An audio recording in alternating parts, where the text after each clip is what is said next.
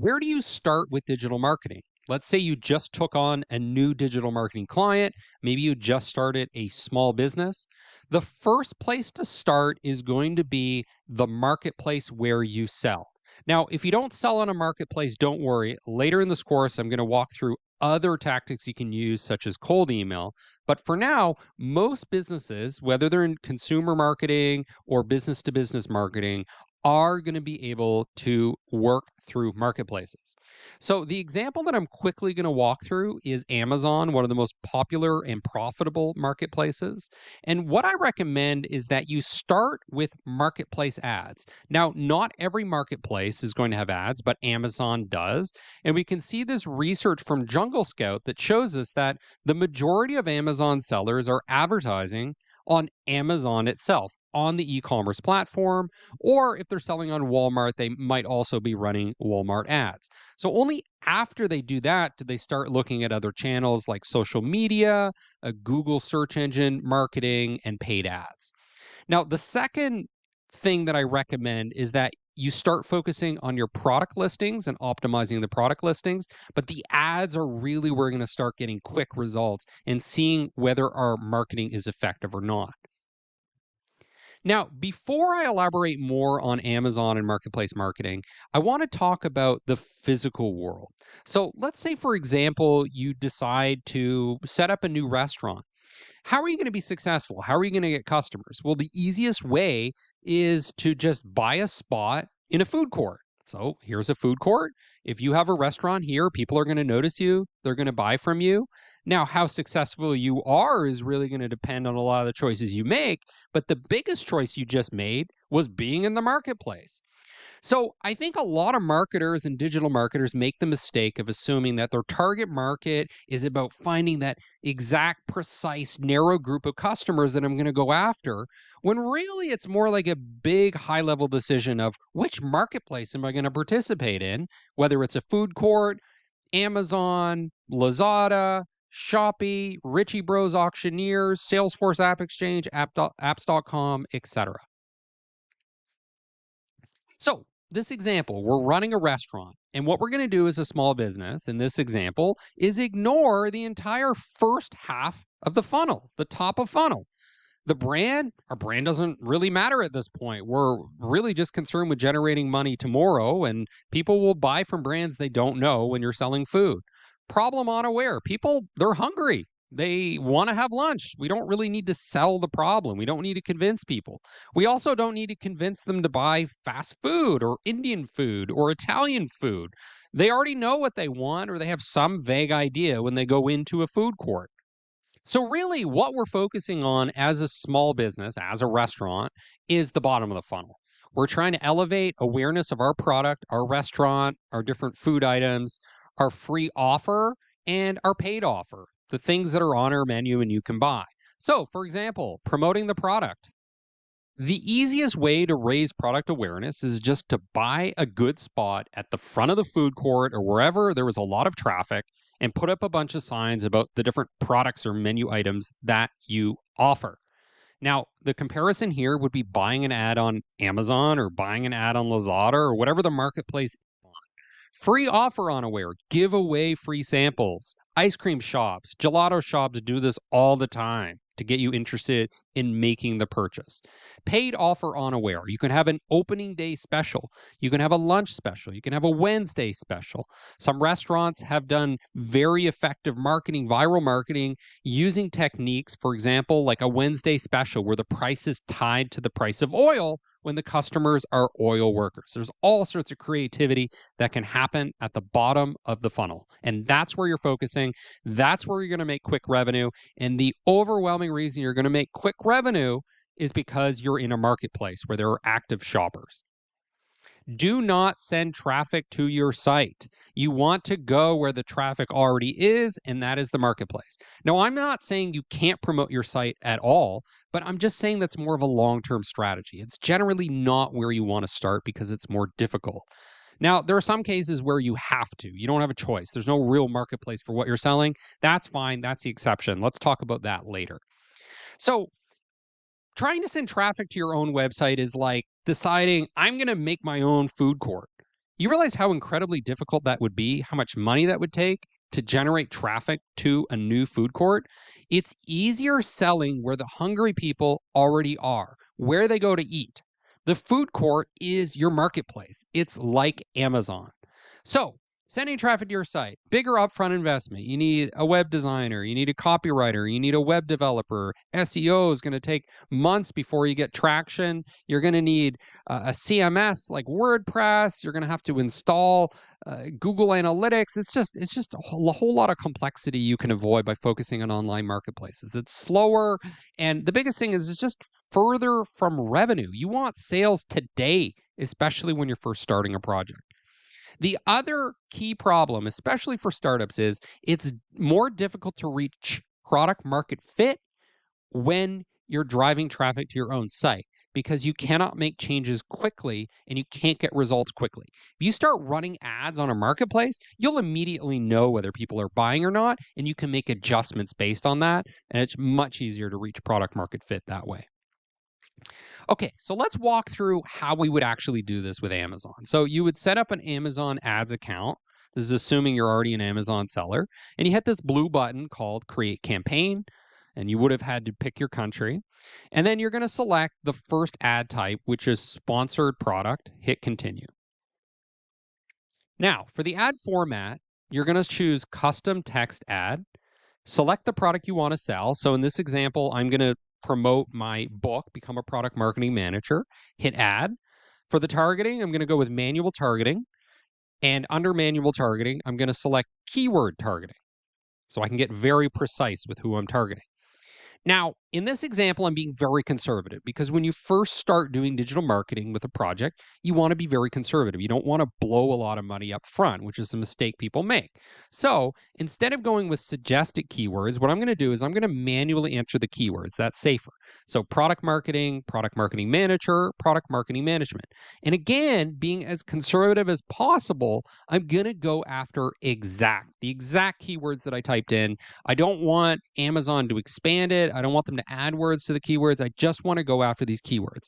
Now, if there are not enough people searching for these exact keywords, then later I can go in and start adding keywords or changing it to phrase match or broad match. But right now, let's be safe, go with exact. Now, when you add these keywords and they're all going to get added at once, then what we're going to see from Amazon is the bids that are assigned for the cost per click, the cost to get somebody to click your ad for each of those keywords. And you can see that the cheapest is the keyword product marketing, and the most expensive, over $1, is product marketing management. So these costs per click are not particularly high. I mean, let's say your product is $200 and it takes $1 to get somebody to click and look at it. That's not a lot of money, assuming that you can get some sales, you can get some conversions from a few clicks. So let's continue. Now, next, what you'll do is you'll write the copy for your ad. Now, you could let Amazon create the copy for you, but I went with the customization option. Master product marketing with an MBA level education for less than the price of a textbook. Here's a little preview of what the ad looks like. Become a product marketing manager and earn $100,000 plus. Here's the text that I just wrote below the title, below my name. Here's the price, $13.99. So you can see this kind of ad is something people can respond to right away. They can buy the product right away.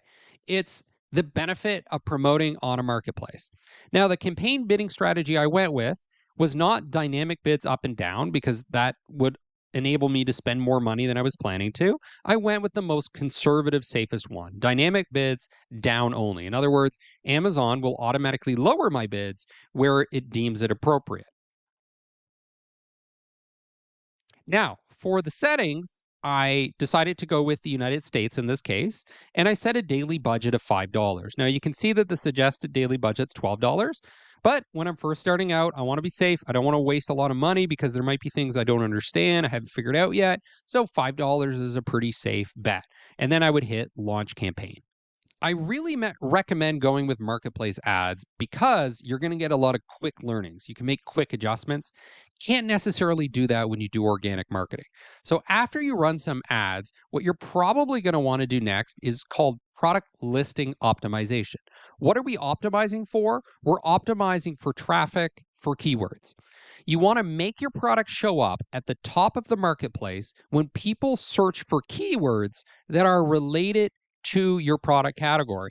So these are people that are already familiar with the product category. They already know about webcams or winter hats or microscopes, whatever it is that you're selling. So here's an example here. I did a search on Amazon for winter hat, and you can see that the first listing is one from Amazon, so Amazon Basics. The next three are actually advertisements, so what we talked about earlier. But then we have the first real organic listing, which is this gray knit hat, this beanie right here.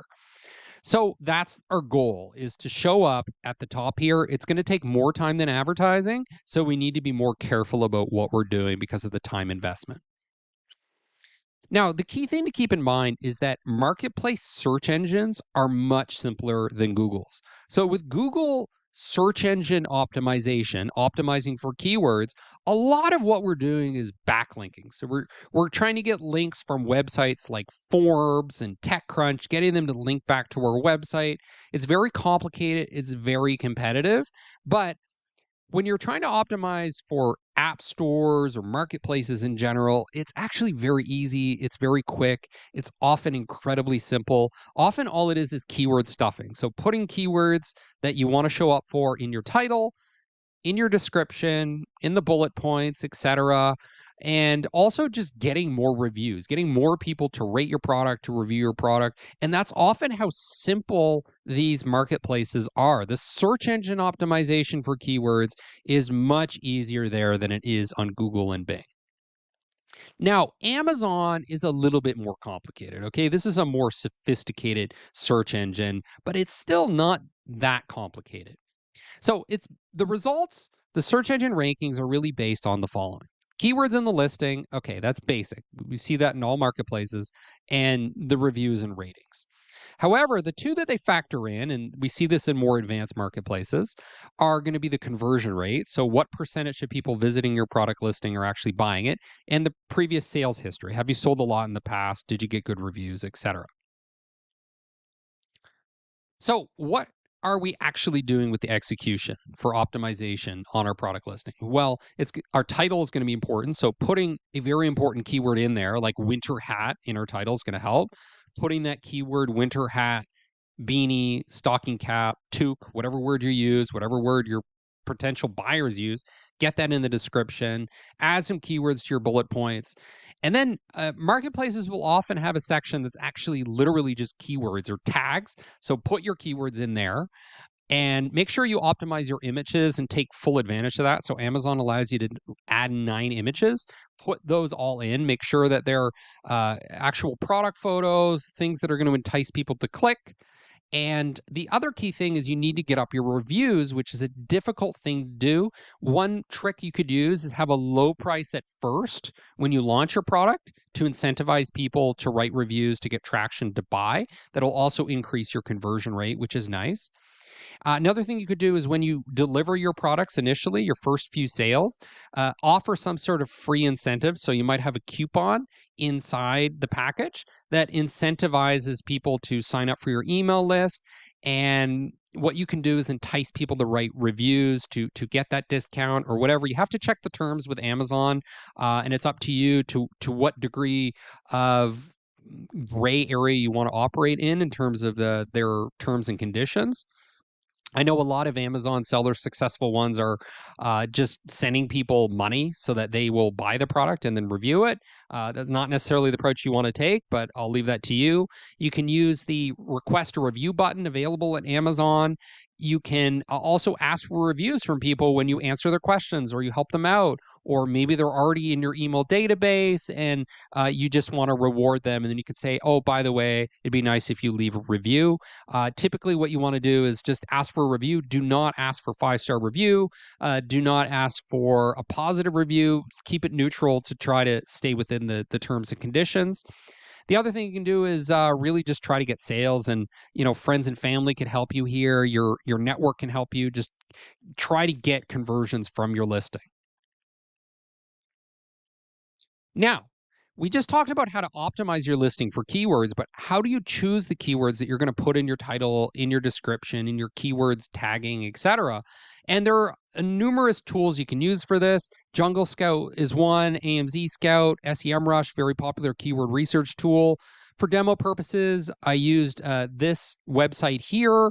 I put in the keyword winter hat, and then it suggested some different keywords. So winter hat volume, 16,000, men's winter hat, 3,000, winter hat for men, 2.5 thousand. So there's going to be some variation here in terms of how many people are searching, how much traffic you can get. Generally, when you're small, you'll probably want to go with keywords that are a little bit longer, so there are more words in them.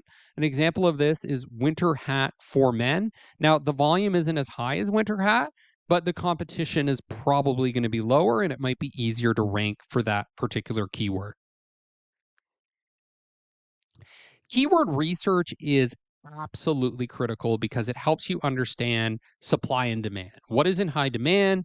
Where is there a lot of supply, i.e., a lot of competition? Where can I be successful? And some of the biggest success opportunities are going to come from high demand, low competition scenarios. But I would steer more towards the demand side. You want to go where there's a lot of demand, even if you're facing competition, because low demand opportunities means low sales or a non-existent business opportunity. Your keywords and products may have little demand. Let this be a wake-up call when you do the keyword research. Having a unique or special product is often a recipe for failure. And this is a huge mistake that marketing people make all the time, is trying too hard to be unique and special instead of just giving the buyer what they want. So if you find that that's the case, there's low volume, low demand, pivot and sell what people are already buying, sell what people are already looking for. Now, we walked through an example with Amazon, but you can prioritize whatever marketplaces you are on or should be on. It might be Airbnb, Udemy, Salesforce App Exchange, Facebook Marketplace, GetApp, Lazada, Shopee, eBay, Richie Bros Auctioneer, Steam if you're selling video games, Agoda if you're selling a rental unit or a hotel, Chrome Web Store, HubSpot App Marketplace, Atlassian, Shopify App Store, etc. Focus on the marketplaces first, then expand.